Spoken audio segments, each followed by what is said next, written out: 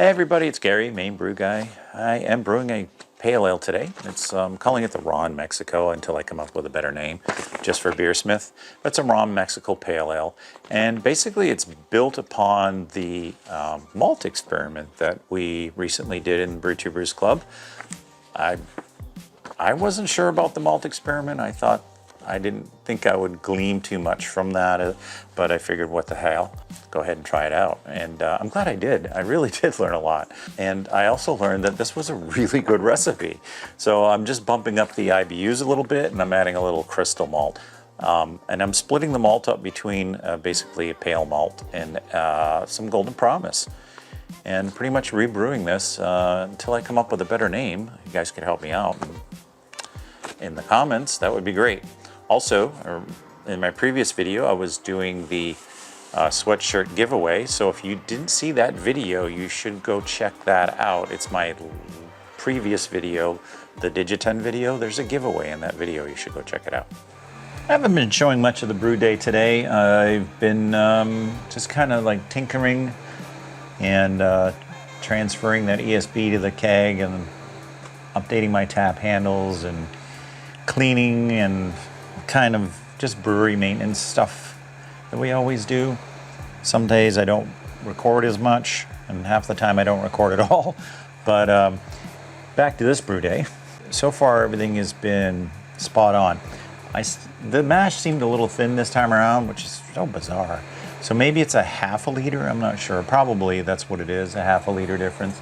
So I'll reduce everything by a half a liter for the subsequent brew. I'm just getting it really dialed in. We'll find out when I'm sparging out, do my final runnings, if I collect all that I need to. So we're wrapping up the mash here. It's 150 degrees Fahrenheit mash, and let's start to heat the sparge out. 172. All right, mash is at 150. I've got about 12 minutes left in the mash. By that time, this should be at temp. I'll start the sparge. While my water volume set in the Digiten. Brewday's moving right along. Hit all my numbers, pH, right on the money. So we're just gonna have to see how the gravity looks. So I recorded a bunch of stuff and didn't have any audio, but I've been tinkering today and finally got my labels up on the chalk handles. So these two are actually drinking now, this one and this one. This one I just put up this morning. It's the Copperhead Mild ESB. Throat Punch is drinking beautifully. Just another Pils is still clearing out. I'm doing my runnings for the Ron Mexico. That should be just the grain bed right now. I can't see, I'm showing you. And the Digiten so far performed flawlessly. So I'm looking forward to see if I get the exact amount of the wort I'm looking for. I'm basically using the Digiten for one, like I mentioned in my previous video, to work as a stopgap so I don't miss my mark or not pay attention, oversparge, or bring too much water into the mash. The secondary issue is that I want it so the shot group so tight on that target that when I do my runnings, I get exactly, when the HLT is drained out, I have my pre-boil. Like, I don't want anything left in here, and I don't want to overshoot. So the tighter I can get that shot group, the better I think it's going to be, and it's actually probably going to improve my efficiency a little bit. So right now I'm just really looking for the final runnings to give me 8.75 gallons, and it looks like, okay, yeah, I'm running near the end. Let's see, I'm at 8 right now. It's hard to see the scale in here, but there's 10, and then there's a hash mark, and the wort level is right at, now it's just a little above the the second hash mark down from 10, so that would be 8 gallons. 8.75 gallons might seem a lot to you guys, but I brew 6 and a half gallon batches, anywhere between 6 and 6.5 gallon batches. And you might say, well, don't you keg? I do. I fill those kegs right to the top. But the other thing, I'm not greedy in the fermenter. I leave a lot of garbage behind. They say never to sparge with a gravity less than 1.010. So I'm still sparging with 1.08, almost 9. No. 1.019. So I'm good there. I'm anxious to see if I'm going to hit those numbers. I am a little over 8.5 gallons, and I'm running at the end of this. I think I'm going to be pretty damn close. That makes me very happy. This pale ale smells amazing. And I haven't even put any hops in yet.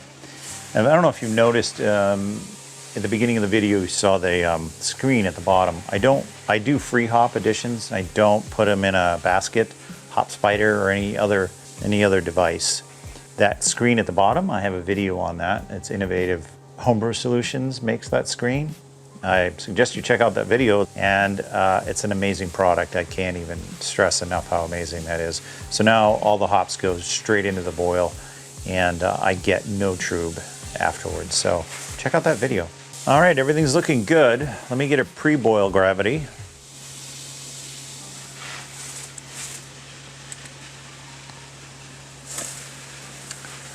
So 1043, yeah, 1043. And this beer is supposed to be 1052. So my pre-boil, I think it's right on. We'll just see where I end up. I think I'll be okay. Almost at the boil. God, that smells good. I can't wait to drop that hops in there first. It's gonna smell so good. All right, we are at the boil. 60-minute addition in 12 after. Wow, that's got a real strong lemon quality when you first drop that in. Of course, I gotta rise out of that.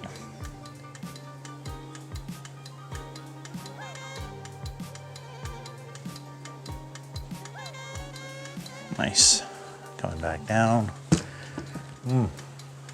Yeah, it's like a mixture of lemon and lemongrass and maybe a little vegetal. Maybe a little bit. Wow. That is awesome. And the hot break is down. I can start emptying the mash tun. So I have a question for you guys. So when you have the hop matter sticking to the side of the kettle like this on the initial drop, do you take a ladle and rinse that down into the wort? I do. So I'm just questioning if that's anything anybody else does. I have no idea if it has any effect. But I like to get all that hop matter into contact with the beer while it's boiling. So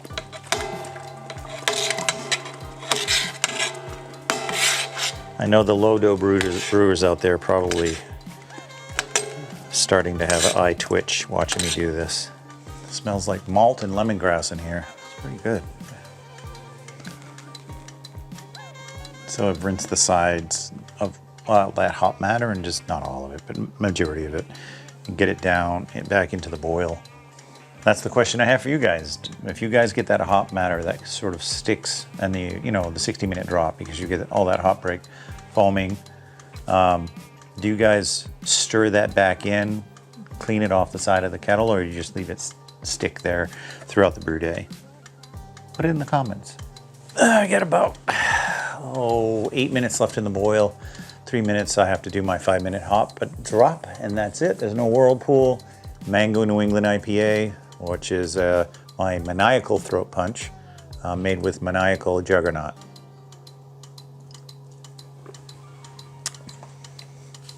Fantastic. So far so good. The brew day is going well. I don't know what my final gravity is. I still got 7 minutes left in the boil. But the brew day's been pretty smooth. I knock on wood. Yeah, I'm sitting on wood. Knock on wood. It's a cool little brew rig. I think it's evolved over the years. It's kind of tailored to the way I brew and my footprint, and I like the way it's evolved into what it is. I've tried some things that didn't work well, and trial and error. But for the most part, It's been a positive moving target. I think it's probably as big as it's going to get. It'll probably end up being my pilot system at the brewery. I'm thinking about going to a 3-barrel system. Going 3-barrel would probably be best because I don't necessarily have to brew 3 barrels every time. I can brew a half, a barrel and a half, which is more appropriate. But it's the bright tanks that I need to fill, so I think a 3-barrel system is going to be where I start, and this will be my pilot system. Now it's just a matter of finding the right spot and putting together a solid business plan and approaching some banks. I cut it out, but I put my 5-minute hop drop in. Got 3 minutes left.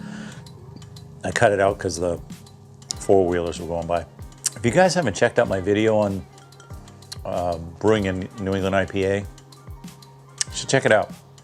That recipe in there is pretty solid. I had lemon drop hops to, is it Whirlpool to Flame Out? I'd have to look.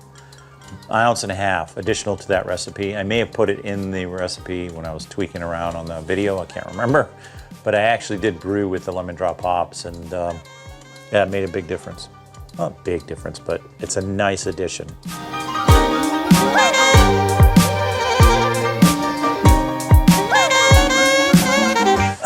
All right, so I'm going into the bucket now. You saw the gravity is a little over 1055. That is a temperature correcting refractometer. So my pre-boil was 1043. My post-boil is 1055. I know I do boil pretty hard, but that seems excessive, I guess. Yeah, baby, that smells good. Okay, cheers, everybody.